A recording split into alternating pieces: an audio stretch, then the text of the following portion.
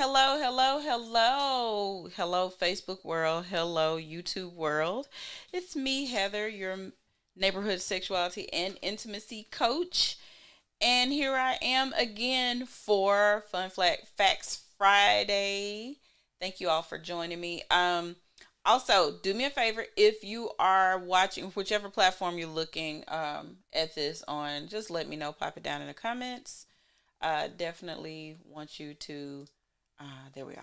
I definitely want to know where you're watching me from, whether it's YouTube, Facebook, whether it's the Heather's Passion Academy page. Let me know those things. Also, just want to send a welcome out here to my Instagram people. I'm live streaming right now from Instagram as well. And then at some point, we're going to ask y'all to come on over to YouTube. Go to YouTube. And my YouTube page is Heather's Passion Academy, so you guys can be a part of the conversation. And we're going to have Fun Facts Friday again. Thank y'all for joining. Okay, so last week when we did Fun Facts, it was about, I don't even remember what it was about. Oh, exercise. So this time, in the same vein of things, hey there. Hey, Cassius. We got YouTube here. So we were talking last week about exercise, and this week, we're going to talk about a little bit about ovulation. So let's go to Fun Facts Friday. Let me find my graphic, y'all. So y'all can see what we got going on.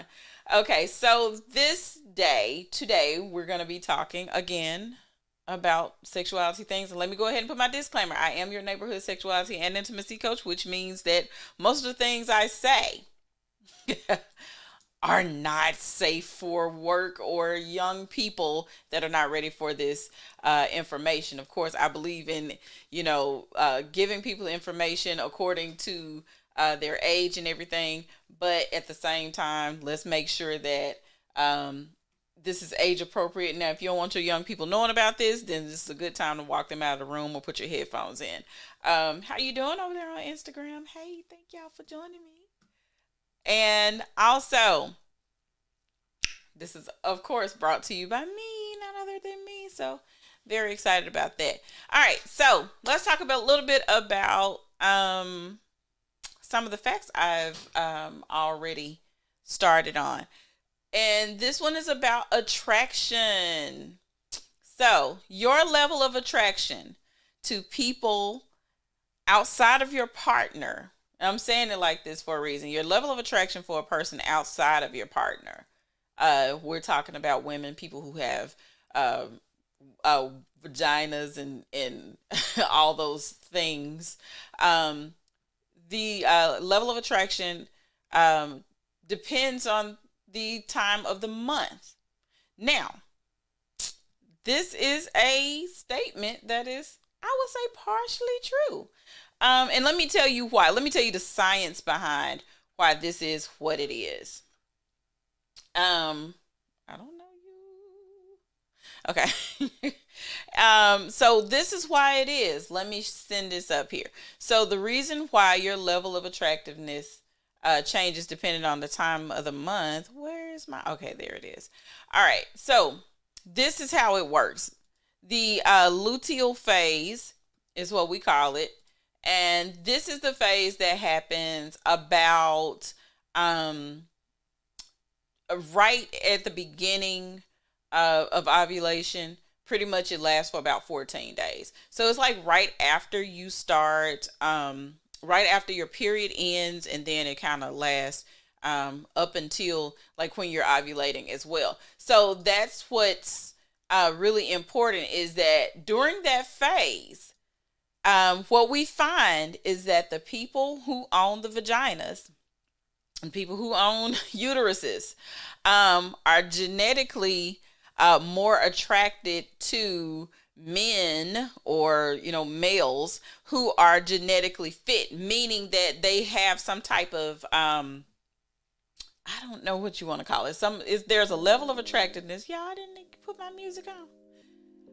So there's a level of attractiveness that certain types of men possess during certain times of the month, well, that women will pick up on certain times of the month. So men who are genetically more fit, so they look more masculine, they sound more masculine, they have facial hair, the guys with the deeper voices, those are what when women are, and I'm speaking generally right now about women, when women are in the phase of that luteal phase, what happens is they just become more attracted to people who present more masculine qualities, because what's happening is your body is like, hey, wait, look, I'm ready to be fertilized, and this person here looks like they can fertilize us. So that's what the body's looking for. It's not necessarily meaning that you're ready to start a family with that person or anything like that, but it's definitely something that you have to look in terms of, why do I find this person attractive? You ever wonder, let me just talk, ladies, people with, vaginas and wombs, you ever notice certain times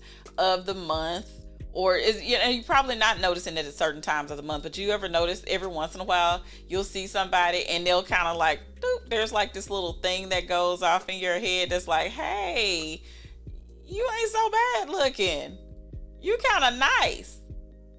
And you be like, let me run up on you for a minute. What's happening is, especially if you notice, if you're ovulating or if you're getting close to ovulation, especially during that phase, if you're ovulating, you'll notice that, all of a sudden everybody smells and looks so good to you. Like, listen. And that's when, you find yourself being attracted to people who are like, your fantasy person, or like your hall pass if you're in relationships and things like that. So those things do happen. You'll find that, hey, let's talk. So you'll see that more often than not when you're going through those phases of ovulation.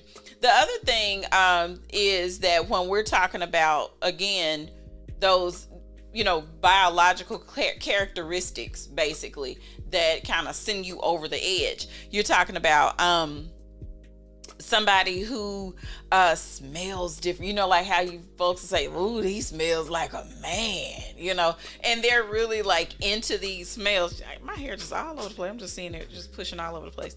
And you'll notice that those guys that have that more prominent natural scent are the ones that, tend to get, there a lot of, women may be more attracted to, especially like, again, when you're talking about working out, things of that nature, when you're talking about, going out and just finding those guys, these people that grunt all the time, they sound, very masculine and everything. So it's not uncommon to be attracted to those particular guys when you are especially going through those phases. So if you maybe, let's just say you're dating someone or with someone that's not as masculine presenting as those people, sometimes what'll end up happening is, like your interest shift between those times of the month. So it's pretty interesting to see how those things work out. I'm gonna actually say goodbye to my Instagram people over here. Hopefully you guys will come on over and join me over on YouTube or even on Facebook. Thank you guys for joining, but we're gonna keep on going with Fun Facts Friday, so y'all have a good rest of the day. So so when you're talking about people like, again, during those times of the month and everything, those guys that present more masculine, those are the ones that get the most attention. The ones that look a little bit more like, hey, I could possibly, have, 1 or 2 or 15 babies like today. Those are the ones that get your attention depending on the time of month you're in. So, a lot of those things, you probably don't even realize those things are happening, but a lot of times your body is doing the driving of what's going on with you and your body. So those people who may not even catch your attention most days are now catching your attention. So, and then also we find that those interests do change depending on the time of year. Y'all, this piece of hair is bothering me. Depending on the time of year.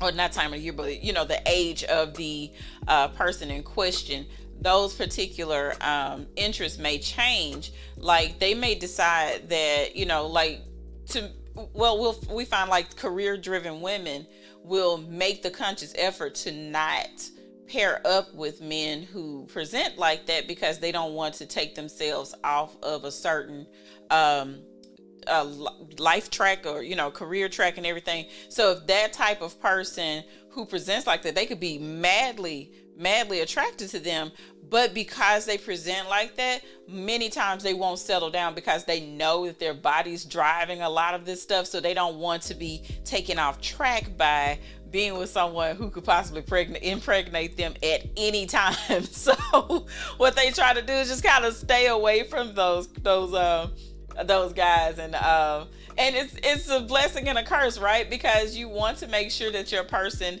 is that you're with someone that you're attracted to, but at the same time, if you know that being with that person may actually throw you off of your career game, then you may consciously choose to not be with that person. But what happens is those times of the month is when those people get your attention, right? So, like I said, it's a blessing and a curse. And so what we're trying to do now is just tell you why you might feel that way. So definitely want you guys to know that a lot of times that's what's going on during that phase. So let's go to the next fact, because I just feel like we should. Let's see. What happened to my pages? Okay, here we go. All right. This is a fact that I think that I felt like sharing with everybody today. Strippers make more money when ovulating than when on the pill. And let me go into why we're going to talk about that. So, these facts are so funny today. I just was like, okay, we're just going to have to do it. Okay, so in 2007, there was a study done where some scientists actually got together, and I don't know why I decided to do this today, but anyway, I just feel like we should know these things.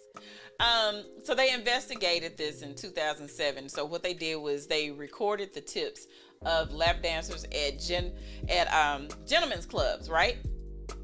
And what they did was there are different stages of each of those exotic dancers' menstrual cycles that they recorded all these different things. So what we found out was after 5,300 lap dances were performed, there was like almost 300 shifts that were recorded. So in a 5-hour span. So we also know that also throughout the month your body changes in different ways, but also throughout the day your body makes those changes as well. So what they found was that and then these were women who are recorded to be on some type of contraceptive, whether it was birth control or whatever, but pill is just easier to type. And then those who are not on any type of contraceptives. And so just showing you how, those things can also change depending on what, whether or not you're on any type of contraceptive, oral contraceptive, or whichever things you're on. So anyway, so those women, those 5,300 lap dances were performed, found out that when they were in that luteal phase, that's, through, and I'm pretty sure I said this wrong, but who cares? So throughout that time, they made about $260 per shift, right? And so, but if they were menstruating, so basically how they knew they were menstruating is when they would come to their boss or whatever and ask for a tampon or whatever. And so during that time, they only made about $185 when they were giving lap dances. And then also when they were in their most fertile time of ovulation, like basically when they were at the height of ovulation on ovulation day, within that 3-day period, they were making about $335. And what's been recorded, one thing, these are some of the things that they just noticed about, those different workers. And I know people may come over here and say some little crass things, but there are things like, everybody doesn't have a menstrual smell, so we're not talking about things like that. We're talking about people who take care of themselves and all that kind of stuff. So please don't start with them comments, because I'm gonna delete them.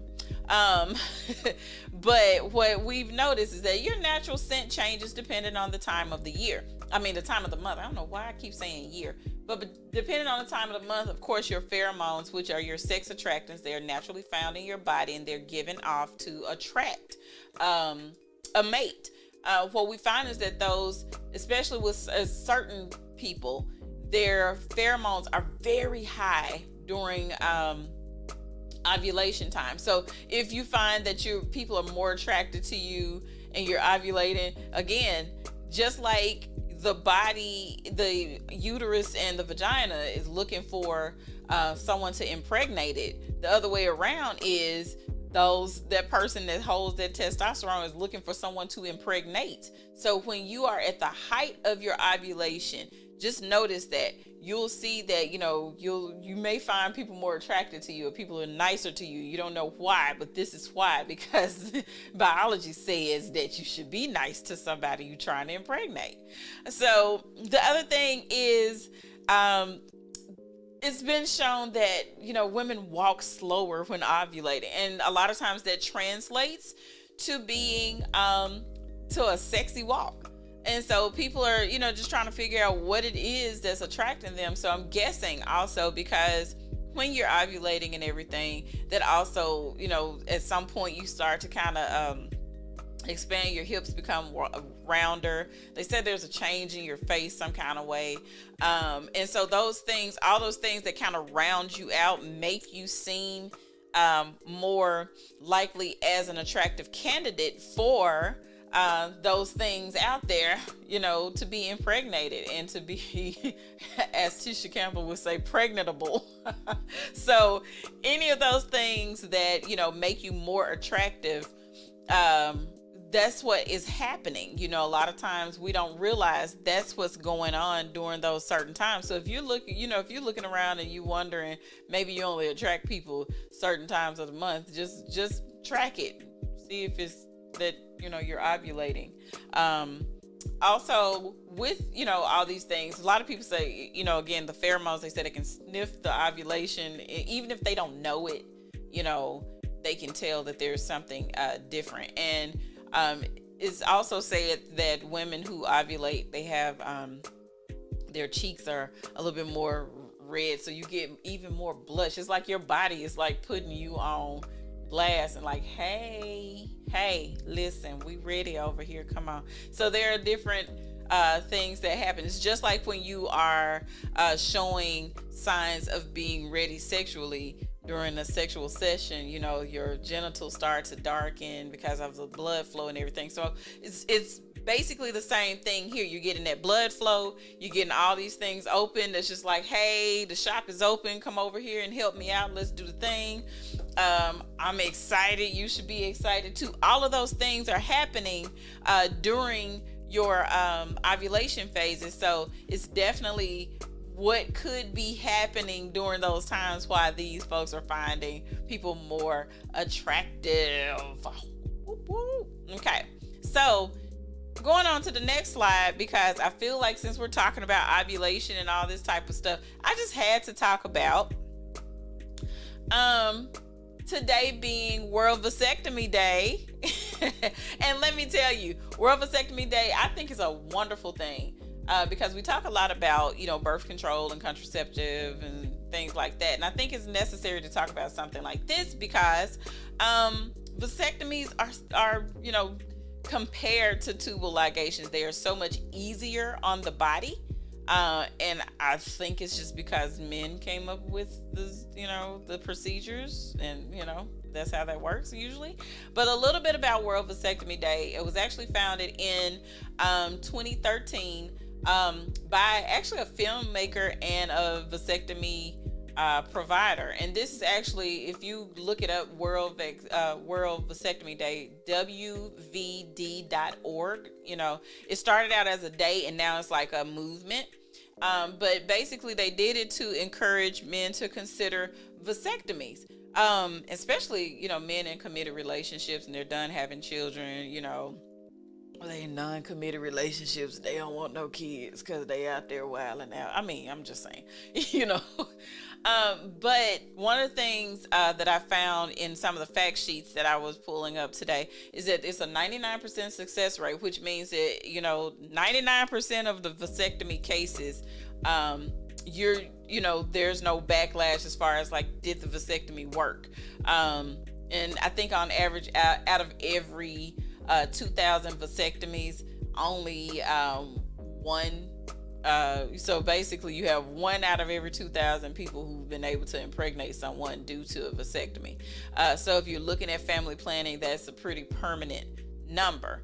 Also, the average age is 38. So, when you get into be a little bit older, you want to, be out in them streets and everything. You don't want to bring nobody. You don't want to be nobody baby daddy at that age. I'm just saying. You're getting closer to that, going on the other side. You want to hang out and have fun. So you definitely are not doing that. Also, it's an outpatient procedure. You're talking about getting it done that day, go home that day, and recovery time being less than, usually about a week's time of recovery. So you can go back to normal activities very quickly. Vasectomies don't affect your sex drive. They don't affect your erection. So it doesn't have anything. It's not going to do anything to affect the way that your penis functions. The only thing a vasectomy does is stop you from being able to get someone pregnant. It just stops the flow of the sperm. So you'll still have, and I know that people ask this all the time, but you'll still have ejaculations. It's just that there won't be any sperm in the semen, or a very low amount that can't, eventually it just, it's just ejaculatory fluid. The other thing is there's a more successful reversal rate. So it's been reported and recorded that you can reverse a vasectomy up to 20 years after your procedure. So again, if it's something that you're considering, like today is not the day, maybe not tomorrow, not next week, not anything like that, but maybe in 5 years we can revisit this conversation. Maybe in 7 years we can revisit this conversation.